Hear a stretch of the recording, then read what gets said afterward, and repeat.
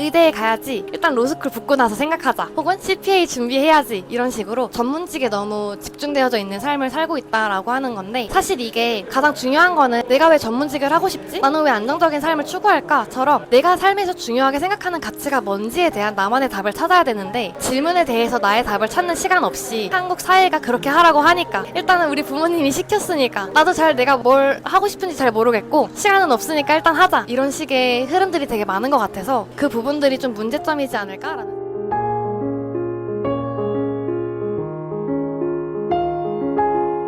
안녕하세요. 안녕하세요. 네, 그러면 오늘 인터뷰를 바로 시작을 해보려고 하는데, 가장 먼저 예진님 자기소개를 해주실 수 있나요? 안녕하세요. 저는 21살에 45개국 180개 도시를 여행한 여행자 신예진 혹은 데이지라고 합니다. 현재는 고려대학교 미디어학부 정치외교학과에서 공부하고 있고요. 다음 학기는 휴학을 할 예정입니다. 그러면은 어떻게 보면 저는 되게 다양한 국가를 다닐 때마다 오히려 더 한국이 어떤 국가인지를 많이 이해하게 되고 깨닫게 되는 것 같은데, 예진님이 느끼기에 이 한국 사회의 가장 큰 문제는 어떤 거라고 생각하세요? 본질적으로 한국 사회 같은 경우는 나에게 집중하는 삶이 아니라 타인에게 집중하는 삶이다 라는 게 문제점인 것 같아요. 대표적으로 제가 중고등학교 때에서는 공무원이 최고야, 안정적인 삶을 살아야지 라고 말을 많이 들었었고, 지금 시기에서는 의대에 가야지, 그리고 제 주위 친구들도 전부 일단 로스쿨 붙고 나서 생각하자, 혹은 CPA 준비해야지, 이런 식으로 전문직에 너무 집중되어져 있는 삶을 살고 있다라고 하는 건데, 사실 이게 안정적인 삶을 살고 있는 거, 전문직의 삶이 나쁘다, 옳지 않다라는 얘기가 절대 아니라, 가장 중요한 거는 내가 왜 전문직을 하고 싶지?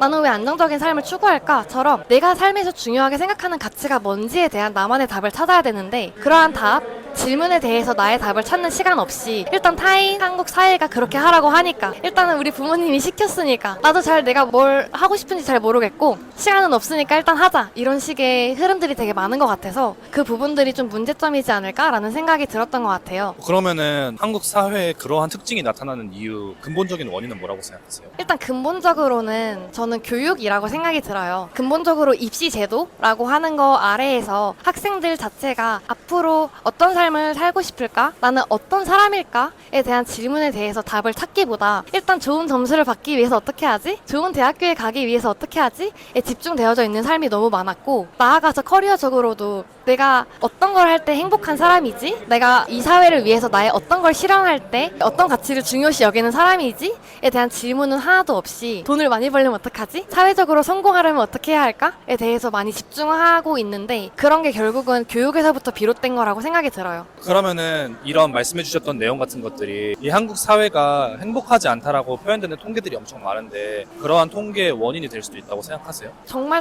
큰 원인이라고 생각이 들고, 실제로 한국 내에서 자살률 1위를 차지할 정도로 정말 심각한 문제이기도 하고, 삶에서 중요한 가치가 뭔가에 대한 통계에 있어서도 한국 사람들은 돈이라는 가치를 많이 얘기하잖아요. 그리고 실제로 제가 여행을 하면서 만난 사람들 대부분도 한국 사람이 아닌 경우라면은, 와, 여행을 통해서 어떤 걸 얻었어요? 어쩌다가 여행을 시작하게 됐어요? 처럼 삶의 가치에 중점적인 질문을 많이 했다면, 한국 분들을 만났을 때 대부분, 혹은 제가 귀국하고 나서의 이야기를 들을 때, 와, 돈을 어디서 벌었어요? 와, 돈은 얼마나 들었어요? 처럼 약간 경제적이거나 돈에 치중된 질문들이 되게 많았다라는 것이 느껴졌던 것 같아요. 예진님이 말씀해 주셨던 것들이 한편으로는 이 한국 사회가 성공을 추구하는 것도 맞지만 실패에 대한 두려움 때문에 생기는 것도 있다고 생각하는데, 그 부분에 대해 어떻게 생각하세요? 너무너무 공감이 들고, 한국 전쟁 이후에 그렇게 급속도로 빠르게 발전할 수 있었던 것이 한강의 기적이라는 기적적인 일이 있었고, 근데 또 동시에 그러한 것들로 인해서 빨리빨리 문화가 생겨난 것도 맞는 것 같고, 그래서 뭔가 실패에 대한 두려움, 성공을 무조건 해야 된다라는 생각이 많이 잡힌 게 아닐까라는 생각이 들어요. 그래서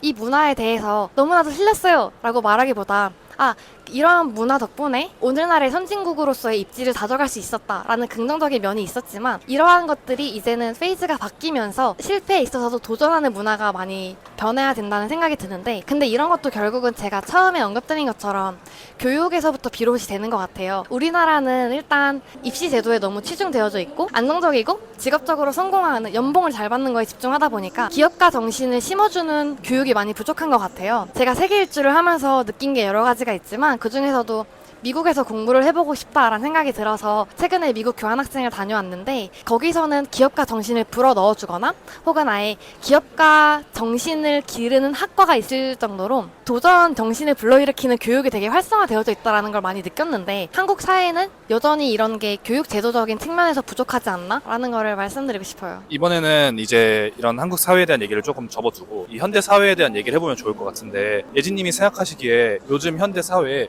가장 저평가되고 있는 가치, 정말 중요하지만 사람들이 인지하지 않고 있는 것들이 있다면 어떤 게 있다고 생각하세요? 그 부분에 대해서 제 여행 이야기를 살짝 얹고 싶은데 저는 1년간 세계 일주를 하면서 45개국에 있는 200명 정도의 사람들한테 삶의 이유를 물어봤는데 결국 나오게 된 답변이 총 4가지로 모아질 수가 있더라고요. 첫 번째가 나의 존재, 나는 어떤 사람인가. 그리고 두 번째가 비전, 그리고 세 번째는 가족, 네 번째로 관계인 것 같아요. 이 가족과 관계에 대한 기억나는 에피소드를 말씀드리고 싶은데 제가 여행을 하면서 정말 다양한 삶의 형태들을 봤는데 그 중에서도 엄청나게 사업적으로 성공해서 경제적인 부를 이루시고 여행도 여러 개 다니면서 다양한 경험을 쌓은 분이 계셨어요. 서아시아에서 만났던 분인데 그 분한테 제가 물었어요. 누가 봐도 성공적인 삶을 살고 계신데 가장 크게 성취했던 게 뭐라고 생각하세요? 라는 질문에 대답을 하셨던 게 내가 경제적으로 부를 이루고 직업적으로 성공을 하고 다양한 경험을 해왔지만 엄마가 되는 그 경험은 다른 그 무엇과도 비교할 수 없다. 이런 말씀을 하시더라고요. 그래서 결국 내가 경제적인 성공을 이루더라도 이 가족으로부터 나온 행복감이 정말 크겠구나. 이 관계를 맺음으로부터 얻는 소중함? 이게 정말 크겠구나 라는 생각이 많이 들었고 오늘날 우리 사회에서 되게 부족한 게 뭘까라고 했었을 때 앞에 답변이랑 되게 이어진 것은 아무래도 우리가 성공만을 바라보거나 혹은 경제적인 안정, 돈 이런 가치들만을 쫓고 있는 건 아닐까? 타인에 대한 사랑 혹은 관계로부터 나오는 소중함 이러한 인간이 가지는 근본적인 가치에 대한 나의 답변을 찾아가는 게 부족하지 않을까? 라는 생각이 들었던 것 같아요. 이게 경제적인 성공이나 돈을 쫓는 게 무조건 나쁜 건 아닌데 이거를 내가 왜 쫓고 있는지에 대한 나는 왜 이거를 사랑하지? 돈을 내가 왜 사랑할까?에 대한 나만의 답을 찾는 것도 중요한 것 같아요. 또 이제 그 다음으로 궁금한 부분이 세계 여행을 하면서 가치관이 가장 크게 변화했던 포인트가 있다면 어떤 포인트고 그 계기가 뭔가요? 아까 처음 말씀드린 것처럼 결혼이라던가 가족을 만드는 거, 엄마가 된다는 거에 대한 가치관이 정말 많이 변했던 것 같아요. 앞으로 어떤 삶을 살아야 될까에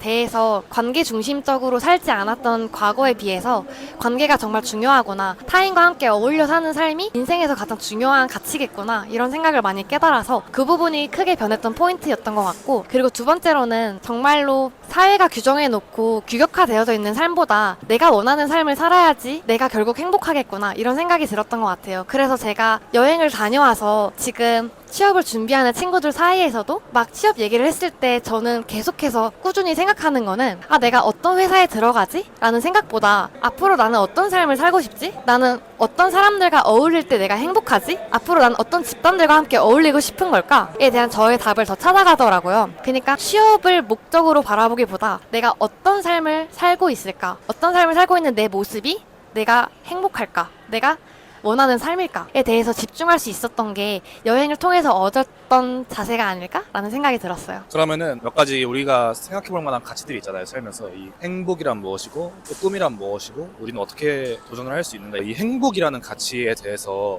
이런 게 행복이구나라고 느꼈던 외국에서의 경험이 있었다면 어떤 게 있는지 좀 궁금한 것 같아요. 대표적인 예시를 하나 들자면 사우디아라비아를 여행했을 때 거기서 만난 친구가 자기가 어떻게 프로포즈를 받았는지에 대한 이야기를 해줬어요. 그러니까 이게 이제 또 일반화하는 건 아니지만 하나의 예시로 그 사우디아라비아 친구가 여자분이 마음에 들어서 나는 이런 재산을 갖고 있고 너가 오면은 두 번째 아내가 될 거고 나는 몇 명까지의 자식을 갖고 싶고 너가 오게 될 방은 이렇게 되어 있어. 이런 식으로 쭉 자기의 재력이라던가 배경을 쭉 이야기를 하다가 마지막으로 너는 얼마면 나한테 올래? 이렇게 프로포즈를 했다는 거예요. 근데 저는 그 말을 듣고 되게 놀랐었어요. 와 사랑이라고 하는 가치가 이렇게 다르구나. 이거는 이제 하나의 예시에 불과하고 이러한 일련의 여러 가지 상황들이 생기면서 결국은 내가 옳다고 생각했었던 가치, 한국에서 가져왔었던 그 가치에 대한 나만의 정의가 꼭 옳은 게 아니구나. 이게 사람마다 문화마다 다르겠구나 라는 거를 어쩌면 너무 당연한 것들을 되게 직접적으로 깨닫고 모든 거는 결국 상대적이구나 라는 거를 깨닫는 계기였던 것 같아요. 그런 거랑 비견해서 봤을 때 결국은 행복이라고 하는 거, 어떤 삶을 살아야 되는가라고 하는 거에 대한 거는 결국 옳고 그름은 없기 때문에 나의 삶을 사는 게 곧 행복인 것 같아요.